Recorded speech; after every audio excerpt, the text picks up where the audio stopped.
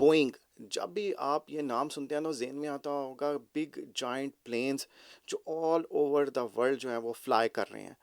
लेकिन क्या आप उसके बिहाइंड आपको वो स्टोरी पता है कि ये बोइंग इसकी बर्थ कैसे हुई? कैसे ये आइडिया जो इसका फाउंडर था विलियम बोइंग उसके ज़हन में आया कि भाई मुझे प्लेन मैन्युफैक्चरिंग करने हैं, मुझे वर्ल्ड की एक बिग एविएशन कंपनी बनानी है। अब अगर आप उसका बैकग्राउंड देखें कि विलियम बोइंग एक टिम्बर बेचने वाला आदमी था, लकड़ियाँ बेचता था और वहाँ से कैसे वो जो है प्लेन मैन्युफैक्चरिंग में आ गया। कैसे उसने टाइम टू टाइम अपने बिजनेस को इवॉल्व किया, जो उसने डिसीजंस ली और उन डिसीजंस ने कैसे उस इस कंपनी को बिगेस्ट जो है एविएशन कंपनी में चेंज किया। और देन गवर्नमेंट के एक लॉ ने उसकी इस कंपनी को जो है उसके हिस्से बखेर दिए। एक वेरी इंटरेस्टिंग स्टोरी है विलियम बोइंग के बिजनेस माइंड की। ये स्टोरी इन्वेंशन की नहीं है कि क्योंकि प्लेन तो पहले इन्वेंट हो चुके हुए थे। ये इस अबाउट है एक बिजनेस माइंड, और एक ऐसा माइंड जिसने राइट टाइम पे राइट डिसीजंस लेके, और कुछ किस्मत ने उसका ऐसा साथ दिया कि वो सक्सेसफुल होता रहा। हर जगह पे उसे जो रुकावटें थी उसकी खुद ही दूर होती रहीं और वो इवेंचुअली एक बिग कंपनी के अंदर बिगेस्ट मैन्युफैक्चरिंग जो है, जो प्लेन्स के इंजन थे, प्लेन्स थे, वो उस कंपनी को बनाने में कामयाब हो गया। तो आए एक्सप्लोर करते हैं स्टोरी ऑफ विलियम बोइंग और उसके ब्रिलियंट बिजनेस माइंड की, और लर्न करते हैं कि उसकी स्टोरी से क्या हम सीख सकते हैं जो as a today's founder businessman, कि हम अपनी लाइफ के ऊपर वो चीज़ें इम्प्लीमेंट करें और अपनी जर्नी को जो है वो बेटर बना सकें। विलियम बोइंग बॉर्न हुआ इन 1881। उसका जो फादर था वो ऑलरेडी टिम्बर इंडस्ट्री में काम करता था, तो विलियम को जो है जो ये बिज़नेस है उसे इनहेरिटेंस में मिला था। और टिम्बर के अंदर जो उनका जो मेन काम था कि वो रेल रोड्स, उस टाइम जो ट्रैक्स बनते थे उसमें वो वहाँ पे एक तो टिम्बर सप्लाई करते थे और दूसरा बोट्स के लिए जो बोट्स चलती थी, तो वहाँ पे इन दो मेन जो इंडस्ट्रीज़ थी यहाँ पे उनका टिम्बर सप्लाई होता था और एक बिग लेवल के ऊपर काम था। तो आप ये कह सकते हैं कि ऑलरेडी वो एक एक उसे जब बिज़नेस उसने टेक ओवर किया विलियम बोइंग ने, तो एक सक्सेसफुल चलते चलाए बिज़नेस को लेके उसने आगे उसे बढ़ाना शुरू कर दिया। और वो उस टाइम पे वेल्थीएस्ट पीपल के अंदर इनकी फैमिली का कंसीडर होता था, तो पैसे का तो कोई मसला नहीं था। और जो एजुकेशन वाइज उसे पढ़ने पढ़ाने का कोई ख़ास शौक़ नहीं था, हाई स्कूल ड्रॉप आउट था, और बाप का बिज़नेस था उसी को लेके उसने बढ़ाया चलाया। और ये सिलसिला यूं ही चलता रहा। लेकिन ज़हन में ना कहीं पे था कि यार कोई, ये तो चलो ठीक है एक इनहेरिटेंस में एक बिज़नेस मिल गया, लेकिन मुझे इससे कोई और बेटर काम भी करना है, लेकिन वो क्या काम करना है कुछ पता नहीं है। लेकिन ये सोच ज़रूर थी, और यही सोच करते कराते जो है ना वो टाइम गुजरता रहा। बाय 1910 एक एयर शो हो रहा था लॉस एंजल्स में, जब विलियम बोइंग जो है ना उसको अटेंड करने के लिए गया। अब पैसे वाले आदमी हैं भाई, उस टाइम पे ये एयरप्लेन्स नए नए मार्केट में आए थे, एक नई जो है ना एक एंटरटेनमेंट बनी थी कि जी एयर शो ऑर्गेनाइज हो रहे थे। और वहाँ पे मुख्तलिफ कंपनियाँ जी थी, वो अपने प्लेन उड़ाती थी, लोग जाते थे, एंटरटेन होते थे, और इसी तरह से विलियम बोइंग भी चला गया। 1910 के इस शो में जो विलियम बोइंग था वो कोई बहुत ज़्यादा, उस क्राउड के अंदर देखा लोग चीख ले चढ़ा रहे हैं, खुश हो रहे हैं, कुछ प्लेन है जो स्टार्ट ही नहीं हो रहे, कुछ स्टार्ट हो रहे हैं तो धुआं बहुत ज़्यादा छोड़ रहे हैं, बीच में एक आध प्लेन जो है क्रैश होते होते बचा, ये सारी चीज़ें चल रही हैं और हर इवेंट के ऊपर लोग जो हैं चीख ले चढ़ा रहे हैं।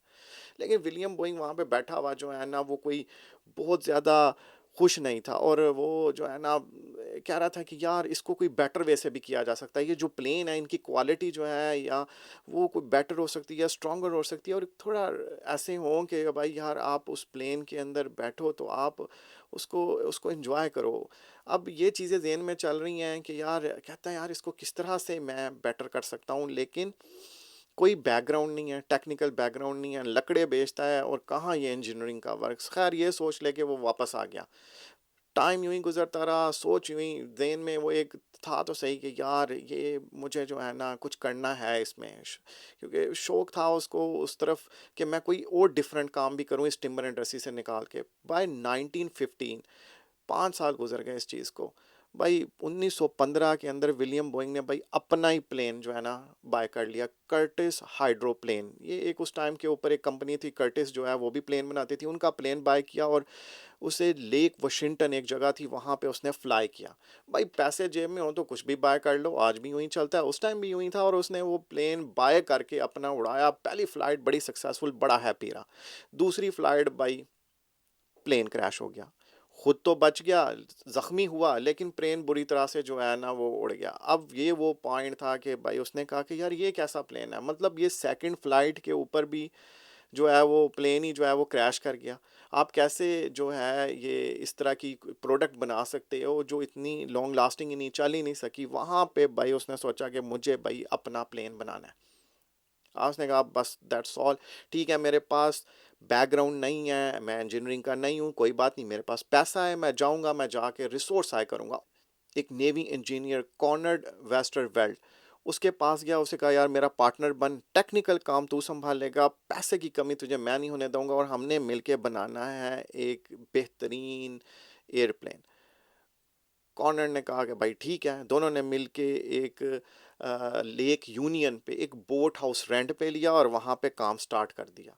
बाय जून 1916, तकरीबन एक साल, क्रैश के एक साल बाद, भाई उन्होंने अपना फर्स्ट सी प्लेन बना लिया। सी प्लेन जो रिलायबल था, स्ट्रॉन्ग था और फास्टर था।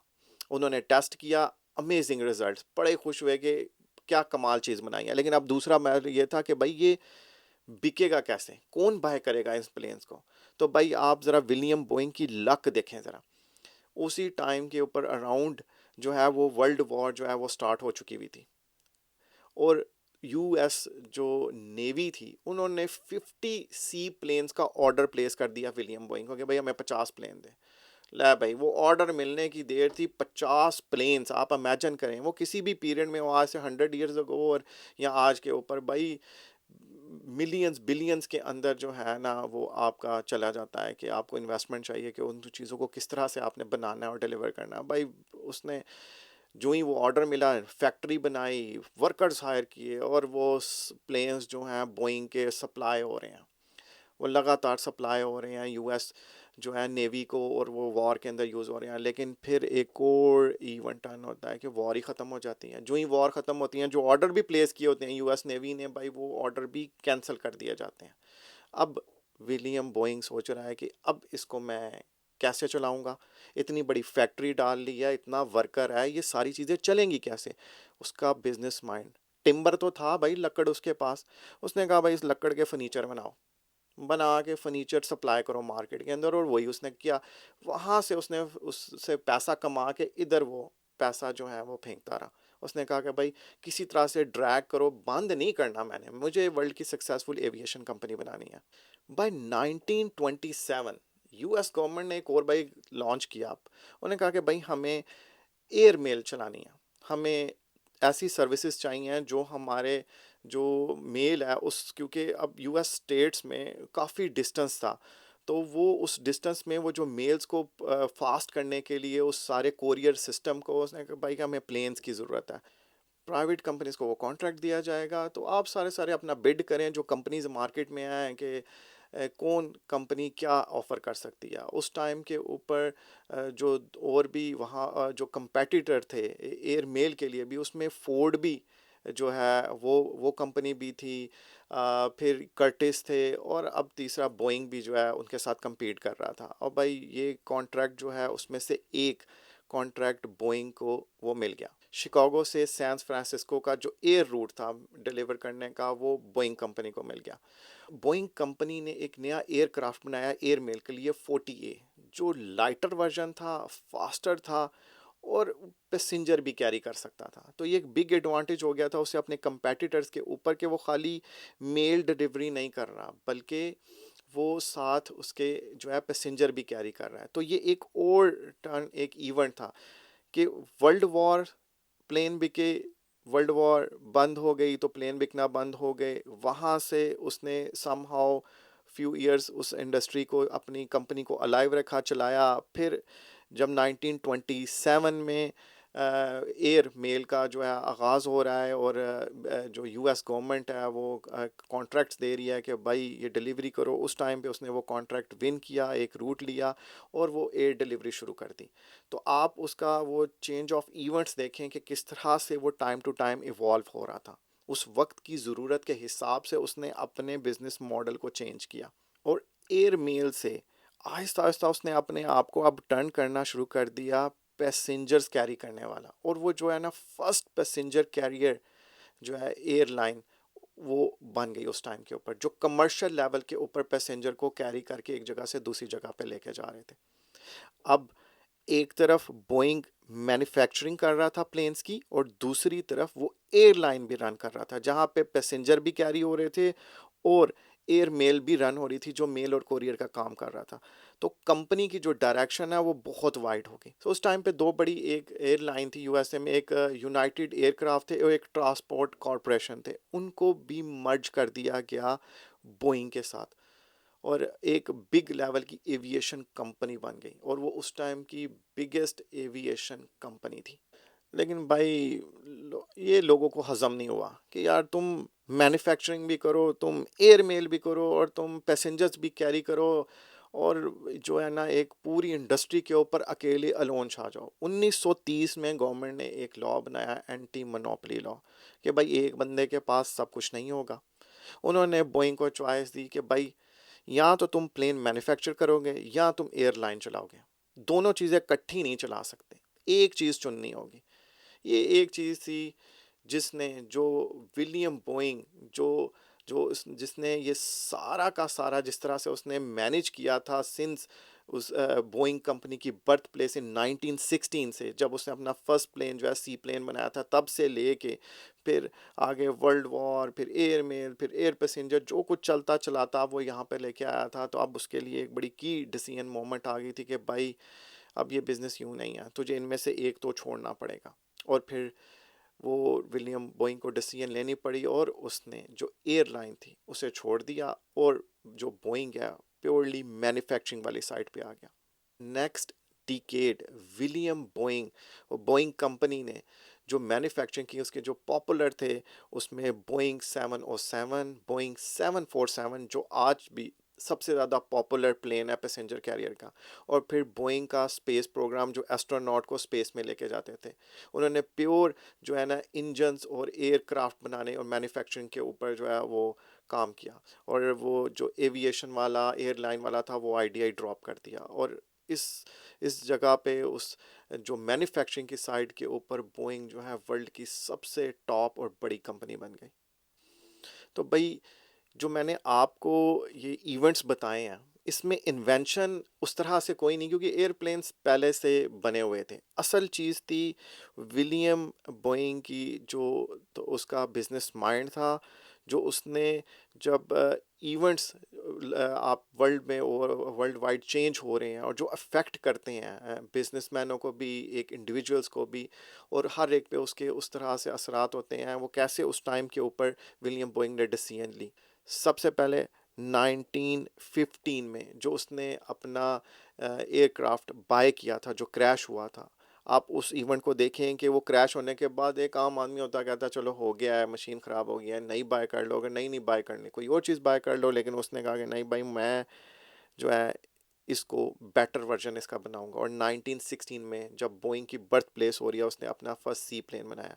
अब सी प्लेन के बाद ये बिकेगा कहाँ भाई जी? यूएस। उसकी किस्मत देखें कि वर्ल्ड वॉर चल रही है, उन्होंने वहाँ से बाय करना शुरू कर दिया। यूएस नेवी ने जो है उनसे बिग ऑर्डर प्लेस कर दिया। वहाँ से बंद हुआ, एयर मेल स्टार्ट कर दी।